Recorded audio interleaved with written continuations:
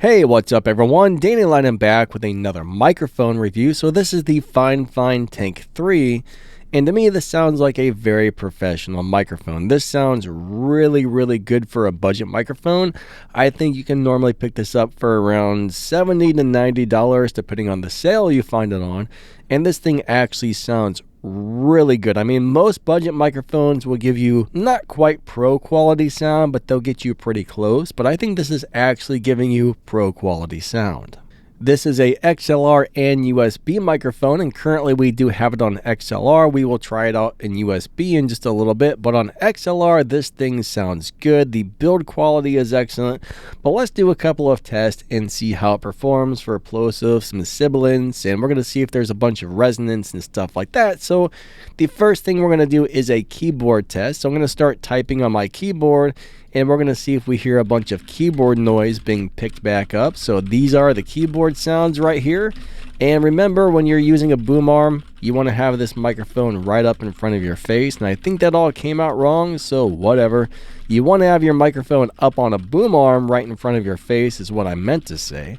But yeah, there's our keyboard test. And how did it do? Let me know what you think. Next, we're going to test for plosives and sibilance. So Peter Piper prefers pineapple pizza, but his spidey senses tell him something different. Peter Parker prefers pineapple pizza, but his spidey senses tell him something different.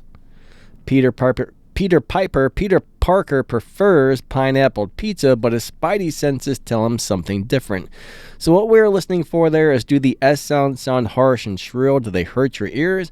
And is the microphone popping? I mean, if we talk right into a microphone, Peter Parker, that's going to pop. But if we put it off to the side, angle it, and most of the air goes past it, so that should improve or, get rid of the popping completely. So yeah, there we go. There's our sibilance and our plosive test. So the next thing we're going to do is test the off-axis noise rejection. So right now we are talking right into it. Hey, what's up everyone? Now we're going to start turning the microphone. So the microphone is going off to the side. That's at 90 degrees. Let's go ahead and keep turning it. We'll go to about 180. So check 1, 2, check 1, 2. That's how the microphone does when we turn it all the way around. And there we go, ba-bam. And now we are back to the start. And that is our off-axis noise rejection test right there. All right. Next, we're going to do our proximity test and our distance test. So this is how the microphone sounds when you are pretty much right up on top of it. Does this microphone have a big proximity effect? And this is how it sounds from about 4 inches away, which is about where you want to be. 2 to 4 inches is a really good spot to be on a dynamic microphone like this. And if we back up a little bit, this is the way the microphone sounds from over here. And then if we get about an arm's length away or a little bit more, I mean, you should never be using a microphone this far away, at least not a dynamic mic. So yeah, there it is. That's the way it sounds from about an arm's length-ish away. And yeah, not a good place to have your microphone. So let's come on back up in here and get close to this thing again. There we go. Now we're at the optimal or ideal distance for a dynamic microphone. All right, so next we're going to tap on the desk and see if there's a lot of resonance coming through. So this is me tapping on my keyboard tray, and I'm definitely hearing a little bit of resonance coming through, nothing crazy. So if I pick up the mouse and drop it on the desk a little bit, let's just say I'm gaming or moving the mouse around, let's tap on the top of the desk so I do hear a little bit more resonance. Now we'll tap on the boom arm to see how much resonance is coming through, and we do hear some. And we'll come up this way and tap on the microphone, so there's not a whole lot of shock mounting. But when it comes to handling noise, we're just going to go ahead and not really tap on anything, but just kind of rub our fingers on the microphone. That'll give you a good idea if there's a lot of handling noise on the mic or anything like that in case you're hand holding it. So honestly, the sound quality is super good. I think the tap test could have been a little bit better. We do hear a little bit of resonance coming through, but that's really the only thing I can think about this microphone to complain about. For 80 or 90 bucks, you're getting a USB and XLR microphone that sounds pro. And let's go ahead and compare this to a microphone in a similar price range on XLR so you can hear the difference, and then we'll switch this over to USB so you can hear it on USB.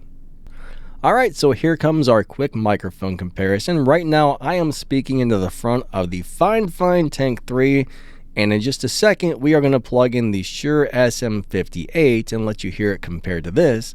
This is a $99 XLR microphone, and this is about an $80 or $90 XLR and USB microphone. So let's see how this sounds compared to the SM58. Alright, so now we are speaking into the front of the Shure SM58. Now, I think this is pretty comparable because these microphones are pretty close to the same price. This is a 100% pro quality microphone, and the Fifine is still a budget microphone, but I think it does give you very, very, very pro quality audio. But this is the way the SM58 sounds, and let's go ahead and switch this over to USB so you can hear the Fifine Tank 3 on USB. Again, this is the Shure SM58, and let's go ahead and switch. Alright, so this is the way the Fifine Tank 3 sounds on USB. There is a mute button on the front, so we're going to go ahead and test the mute button and see how it works. But we'll talk into this for just a couple of seconds more. That way you can kind of rewind it and hear the difference between the USB, the SM58, and this on XLR. You can just kind of rewind back and forth as you want to hear those parts together, but I'll make a chapter for each one. That'll make it easy. I don't know, but let's test out the mute button and see how the mute button works. So you'll see when I press that, it's going to turn red or green. So of course green is unmute, and let's mute it again. I don't know if you're hearing any type of noise or clicking when mute button or not, but mute button test. We are unmuting this thing. We are unmuting it again, and there we go. We are testing out the mute button. When you're using this on USB, there are two dials on the front. One is the gain to turn up the volume of the microphone, and the other one is for the volume of your headphones. You can plug a set of headphones into the back of this and monitor your voice and all your computer sounds and everything else coming through this. But let's go ahead and do a handling test on this on USB and see how that is. So if we touch the microphone or touch the cable, I know some of the Fifine microphones in the past, if you even bumped the cable on USB, it made a lot of noise. So let's go ahead and tap on the boom arm a little bit. I currently can't hear this through my headphones because I'm too lazy. I'm going to tap on the desk, but I'm too lazy to plug the headphones into the back of this thing right now to monitor it. So I'll figure out how this works out when I play it back. But yeah, there's our tap test. And Peter Piper picked a pack of peppers, and Sally sells seashells. Sally sells seashells. Sally sells seashells. Sally sells seashells. Peter Parker prefers pineapple pizza. Peter Parker prefers pineapple pizza. And then we're also going to do a quick keyboard test, and that will give you an idea of how some of those things perform on the USB. All right, so there we go. That's it. There we have it. Voila. There's our tests. Now, let's talk about my thoughts on this microphone after I play all this back and listen to it. Alright, so I think all of those tests overall did extremely well, except for there is a little bit of a handling noise. So if we're moving our hands around or bumping the boom arm or tapping on the desk, we definitely hear a little bit of resonance coming back through, but that's really about the only thing I have to complain about. I don't think the pulses are bad, but you know, you can always use a pop filter, pop filter, pop filter, pop filter, pop filter, pop filter, pop filter if you have a problem with the plosives. They seem pretty average for a dynamic microphone, so I don't see that being a problem. The sibilance doesn't sound bad. It doesn't sound harsh. USB versus XLR sounds very, very similar. I do hear a few more flaws when running it on USB compared to XLR, but that's pretty much normal.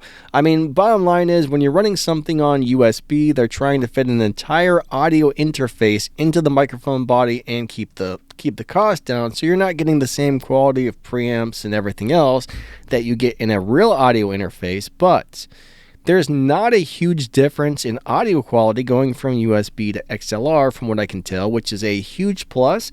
XLR does sound a little bit better, so this is one of those deals where you could buy this for 80 or 90 bucks.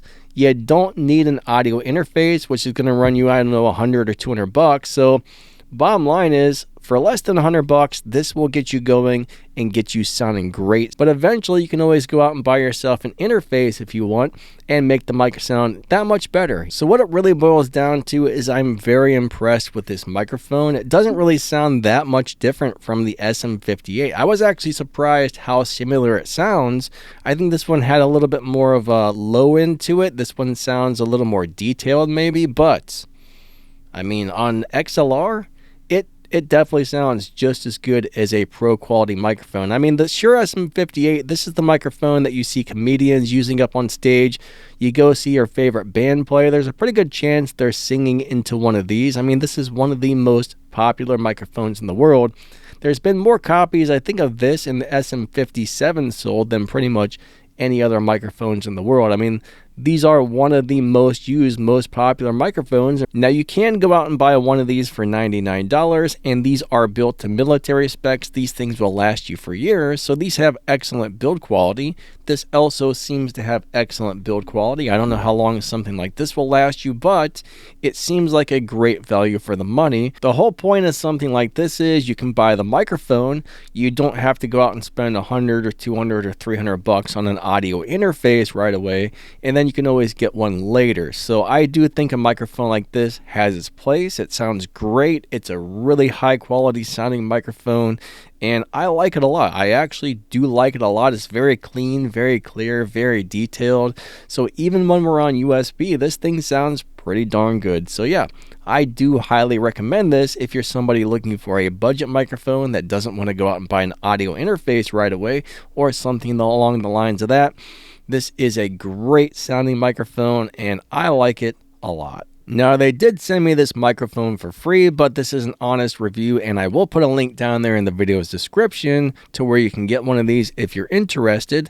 If you use my link, that will help the channel. That'll help give me some money and some thingy-dingies. Right now, any money that this channel is making goes back into buying more stuff to review. I mean, some companies do send me stuff, and I do buy some of this stuff with my own money. So supporting this channel helps me get more things to review to help other people. So bottom line is, yeah, use my link or use somebody's link. There's a lot of content creators out there making videos that probably have affiliate links too. So either help me or one of them. If you are going to buy it, just click on somebody's link, whether it's mine or another content creators, but help somebody out if you are going to buy one.